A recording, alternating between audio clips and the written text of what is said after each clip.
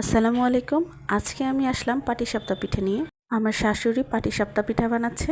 আজকের পাটিসাপটা পিঠাটা খিরসা দিয়ে বানানো। খিরসাটা সাধারণত মিষ্টির দোকানগুলোতে পাওয়া যায়। অনেকে আবার বাসায়ও তৈরি করে থাকে। অনেকে আবার পাটিসাপটার ভিতরে মালাই ইউজ করে থাকে।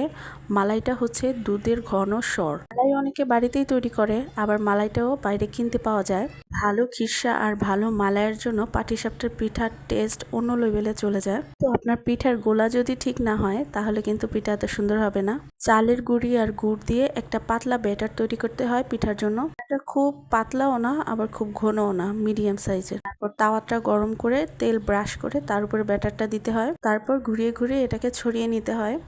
ছড়ানো শেষ হয়ে গেলে এটার ভিতরে খিরসা দিয়ে দিতে হয়। পাটিসাপটা পিঠাটা অনেক মজা হয়েছিল। আজকের মতো আমার ভিডিও এখানেই শেষ করছি। কথা হবে নেক্সট ব্লগে। আল্লাহ হাফেজ।